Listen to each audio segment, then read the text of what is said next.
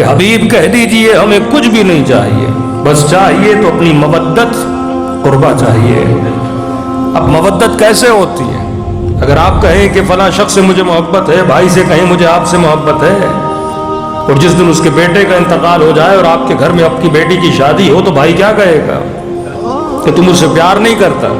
اگر پیار کرتا تو میرے غم میں غمگین ہوتا، اگر پیار کرتا تو میری خوشیوں میں خوش ہوتا۔ اب کوئی کہے کہ صدیاں گزر گئی ایک واقعے کو آپ آج بھی بنا رہے ہیں، تو یہ تو قرآن کی سنت ہے۔ صدیاں گزر گئی ہاجرہ کے واقعے کو، صدیاں گزر گئی جناب اسماعیل کے واقعے کو، آج بھی تو حج کرنے جاتا کیا ہے؟ یہ شاعر اللہ جس نے اللہ کے لیے کچھ کیا ہو، آپ اسے یاد کرو۔ مثلاً کوئی اپنی ذات کے لیے لڑا ہے تو اس کے اوپر بچے ایک دن روتے ہیں، بات ختم ہو گئی۔ لیکن جس شہید نے اپنا خون لوجہ اللہ، اللہ کے لیے دیا ہو تو وہ شاعر اللہ بن جاتا ہے۔ جب تو اسے یاد کرتا ہے وہ اس کی یاد نہیں، یہ یاد یاد خدا بن جاتی ہے۔ کہ حبیب کہہ دیجئے، نبی نے مؤذن کو کہا کہ جاؤ اذان دو۔ کہ یا رسول اللہ وقت اذان نہیں۔ کہ ہمارا حکم ہے کہ اذان دو۔ چھت پہ گئے اور اذان دینا چاہتے تھے، دوسرے صحابی تھے مسجد میں، ان کو کہا کہ میرے ممبر کی صورت کو بدلو۔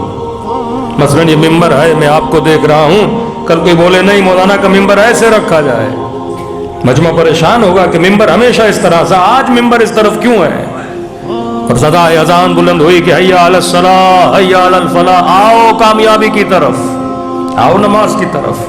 اصحاب رسول پریشان، اہل مدینہ پریشان کہ وقت اذان نہیں لیکن اذان دی جا رہی ہے۔ سارے جمع ہوتے ہیں، شاید مؤذن سے کوئی غلطی ہو گئی، لیکن جب پوچھا جاتا ہے کہ نہیں نبی بھی مسجد میں موجود ہیں اور نبی کے حضور میں اذان دی جا رہی ہے۔ جب سارے جمع ہوئے، یا رسول اللہ ماجرا کیا ہے؟ نبی ممبر پر گئے۔ اب ممبر کی صورت اور تھی، پہلے ہمیشہ ممبر ایسے تھا، مثلا ممبر کا رخ بدلا گیا اور نبی ممبر پر گئے اور فرمایا یہ بتاؤ میں نے توحید کا پیغام پہنچانے میں کوئی کسر چھوڑی؟ کہ یا رسول اللہ آپ نے پتھر کھائے، آپ نے تکلیفیں اٹھائیں، آپ نے زحمتیں اٹھائیں، آپ کے گھرانے نے شہادتیں دی، اتنے اصحاب شہید ہوئے، اور میں نے کبھی تم سے کچھ مانگا؟ یہ سنت انبیاء ہے کہ جب کچھ کرتے ہیں تو کچھ مانگتے نہیں ہیں۔ لا نرید منکم جزاء ولا شکورا، ہم نے شکریہ کا طلب کرتے ہیں نہ ہم تم سے کسی جزا کی طلب مانگتے ہیں، لیکن یہ واحد نبی ہے جسے اللہ نے حکم دیا کہ مانگو۔ نہ ابراہیم نے کچھ مانگا، نہ اسماعیل نے کچھ مانگا، نہ موسیٰ نے کچھ مانگا، نہ عیسیٰ نے کچھ مانگا، جو کچھ کیا حکم خدا تھا۔ کہ میں بھی تم سے کوئی اجر نہیں چاہتا، لیکن اللہ کا حکم ہے ان محنتوں کا بدلہ تب چکا پاؤ گے جب میری آل سے، میرے قربا سے مودت کرتے ہوئے نظر آؤ۔ اب سارے پریشان، یا رسول اللہ جن سے مودت کرنی ہے وہ قربا ہے کون؟ یہ بھی تو سوال بنتا تھا نا، قربا جو سب سے قریب ترین ہے، یا رسول اللہ وہ کون ہے؟ صیغہ مؤنث ہے، وہ کون ہے قربا؟ تو ممبر کا رخ بدلا گیا تھا۔ کہ تم نہیں دیکھ رہے کہ آج ممبر کا رخ کس طرف ہے؟ اور بڑی آسانی سے اس ممبر پر بیٹھ کر سیدہ کے گھر کی طرف اشارہ کیا کہ یہ ہیں وہ قربا جن سے تم نے کیا کرنی ہے؟ مودت کرنی ہے۔ عربی میں لفظ محبت بھی ہے، لیکن یہ نہیں کہا محبت کرنی ہے، کہ مودت کرنی ہے۔ مودت محبت کا اعلیٰ ترین درجہ ہوتا ہے۔ مودت اور محبت میں فرق یہ ہے کہ آپ محبت بچے سے کرتے ہو، آپ محبت اپنی بیوی سے کرتے ہو، آپ محبت اپنے وطن سے کرتے ہو، آپ محبت اپنے گھر سے کرتے ہو، آپ محبت اپنی گاڑی سے کرتے ہو، آپ محبت اپنے بدن سے کرتے ہو۔ کہا مودت کب شروع ہوتی ہے؟ فرمایا جہاں کائنات کی محبتیں ختم ہوتی ہیں وہاں سے مودت کی ابتدا ہوتی ہے۔ اور مودت کو اگر کسی آئینے میں اتارا جائے تاکہ بندہ آسانی سے پہچان سکے کہ اگر مودت کو جسم دیا جائے تو مودت کیسی ہوتی ہے، تو کہا جاؤ میدان کربلا میں، جہاں بیٹا قربان ہو جائے، جہاں بدن ٹکڑے ٹکڑے ہو جائے، عربن عربا، یہ مودت ہے، یہ اعلیٰ ترین درجہ ہے۔ اور مودت کی ابتدا اگر کسی نے اہل بیت کے گھرانے میں سکھائی تو وہ سیدہ فاطمۃ الزہرا ہے. صلوات پڑھیں.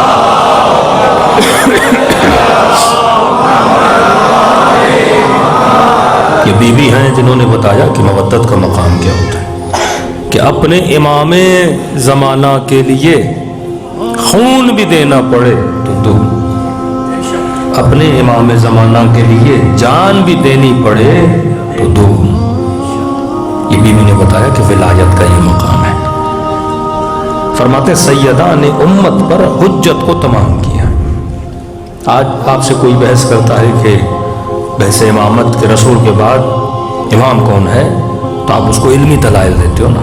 علمی دلائل دینے کے بعد آپ اس پہ حجت کو تمام کر دیتے ہو کہ مثلا رسول علی کا ہاتھ بلند کیا کہ من کنت مولا فہذا علی المولا، یا میرے بعد 12 نقیب ہیں، میرے بعد 12 خلیفے ہیں، یا علی انت منی بمنزلت ہارون من موسیٰ. آپ دلائل علمی دے دے کر اس کے اوپر کیا تمام کر رہے ہو؟ حجت کو تمام کر رہے ہو. اب حجت تمام ہونے کے بعد قیامت کے دن کسی کو کوئی بہانہ اللہ لینے نہیں دے گا. علماء فرماتے حجت 2 طرح کی، ایک حجت علمی ہے، علمی ذریعے سے حجت کو تمام کرتے ہو. دوسری حجت ہے نور کی حجت، جسے عملی کہتے ہیں. علمی دلیل دے رہا ہوں، لیکن جب رسول خدا مباہلہ میں بلا رہے ہیں تو دوسری حجت کو بھی کیا کر رہے ہیں؟ تمام کر رہے ہیں کہ اگر تم سچے ہو یا میں سچا ہوں، جو جھوٹا ہے اس پر اللہ کی کیا ہوگی؟ لعنت ہوگی.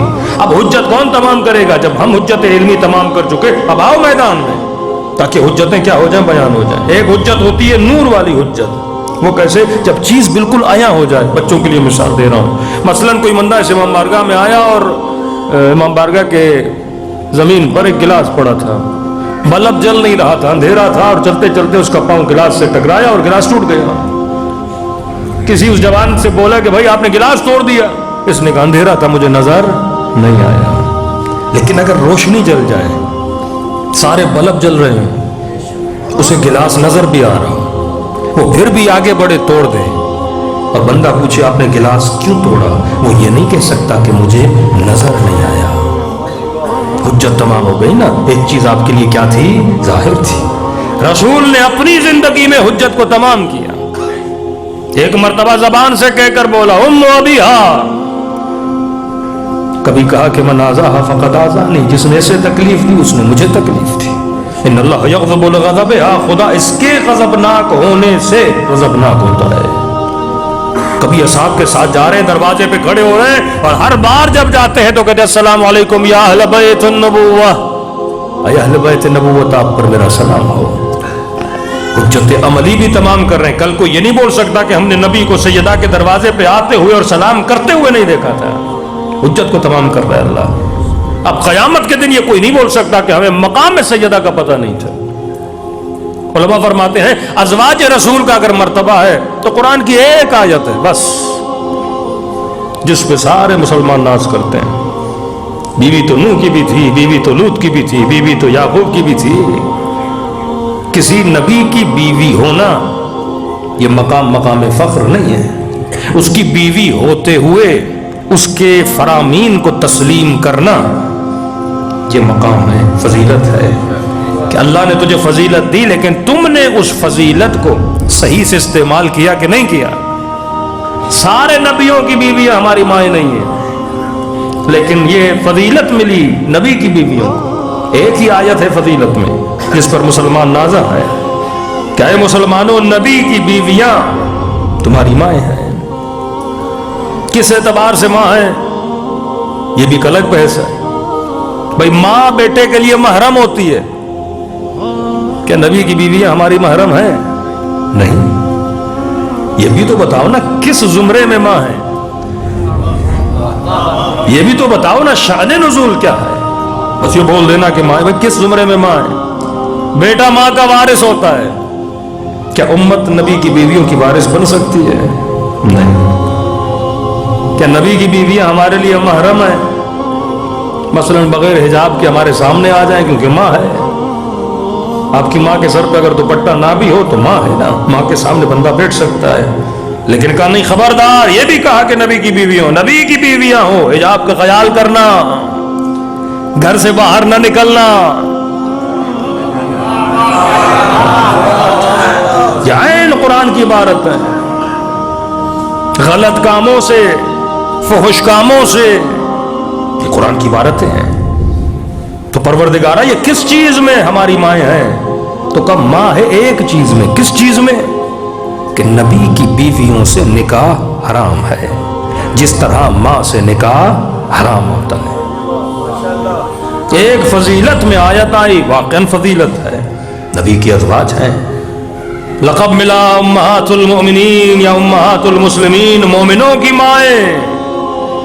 بڑے ناز سے مفتی اور مولوی بولتا ہے کہ نبی کی بیویاں ہماری مائیں ہیں، افضلیت ہے، ان کے ادب کرنا واجب ہے، احترام کرنا واجب ہے۔ ہاں علی نے بھی احترام کیا، اہل بیت نے بھی احترام کیا۔ ارے جو نبی کی بیویاں ہیں اگر مومنوں یا مسلمانوں کی مائیں بن جائیں تو اتنا ادب ہے، تو اس بیوی کا مقام کیا ہوگا جس کے لیے مصطفیٰ یہ بولے کہ ام ابیہا۔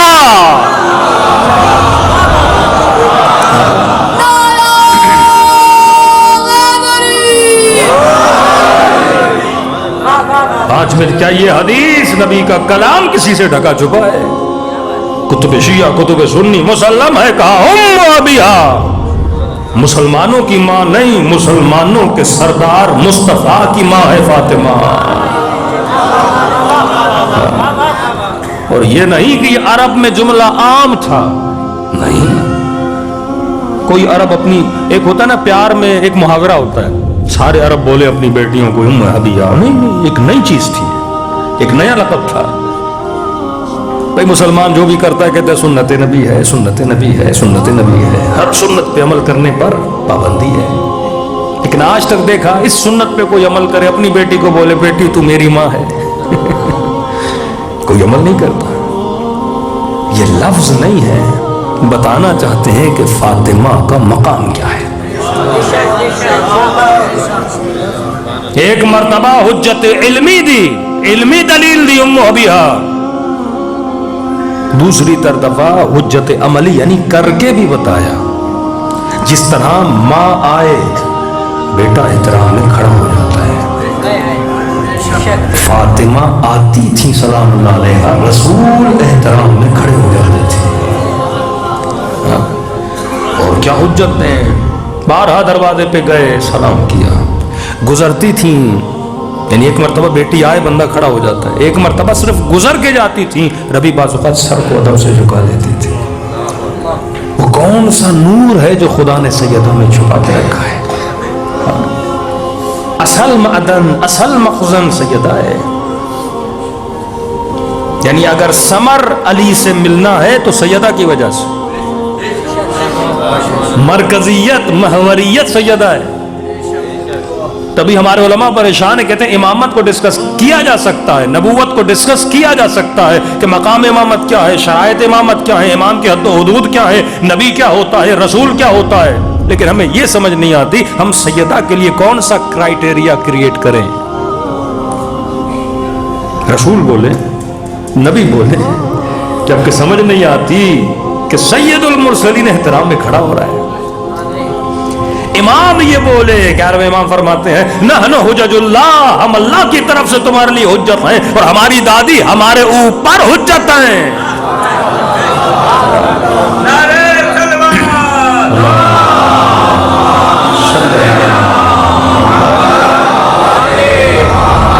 اتنا بڑا مقام کسی بیوی کا کہ امام بولے ہمارے لیے حجت، نبی اس کے احترام میں کھڑا ہو جائے۔ تو لوگ کہتے ہیں ہمیں سمجھ نہیں آتی کہ کون سا کرائیٹیریا بنائے سیدہ کے لیے کہ بی بی کا مقام کیا ہے۔ اتنا بڑا مقام ہے، کیوں؟ کیونکہ یہ شجرہ مبارکہ ہے۔ اللہ نے حضرت ابراہیم کو کہا کہ میں نے تجھے شجرہ مبارکہ عطا کیا، یہ شجر ہے۔ دشمن چاہتا ہے اس نور کو خاموش کر دے، لیکن واللہ متم نورہ، اللہ کا وعدہ ہے میں اس نور کو کبھی خاموش ہونے نہیں دوں گا۔ تبھی جو خاص صلوات پڑھی جاتی ہے وہ کس پر ہے؟ بی بی پر ہے نا۔ اللہم صلی علی فاطمہ، بی بی پر، وابیہا، اور ان کے بابا پر، وبعلہا، اور ان کے شوہر پر، وبنیہا، اور ان کے 2 بچوں پر، وسر المستودع فیہا، اور اس سر پر، اس راز پر جس کو ودیعت میں رکھا گیا ہے. یہ کون سا راز ہے جس کو ودیعت میں رکھا گیا؟ کہ یہ وہی راز ہے جس کا منتظر بننے کے لیے انبیاء دعائیں کرتے تھے. کہ وہی راز ذوالقرنین ہے کہ لقب امام زمانہ ہے، یہ ذوالقرنین ہے. سادہ سادہ مفسر کہتے ہیں ذوالقرنین کا قرن کہتے ہیں شاخ کو، حیوان کے سر پہ قرن شاخ ہوتی ہے، کہتے ہیں ذوالقرنین 2 شاخوں والا. لیکن اس کا صحیح ترجمہ یہ ہے 2 شجر کا وارث، 2 نسلوں کا وارث. نسل اسماعیل کا بھی وارث ہے، نسل اسحاق کا بھی وارث ہے. یہ وہی سر المستودع ہے جس کو خدا نے بی بی نرجس خاتون کا جب زیارت نامہ پڑھتے اس میں بھی یہی ہے کہ اللہ نے تجھ میں کیا رکھا؟ سر المستودع. تم اسی ودیعت الہی کو سنبھالنے والی بی بی ہے. یہ شرف کسے مل رہا ہے؟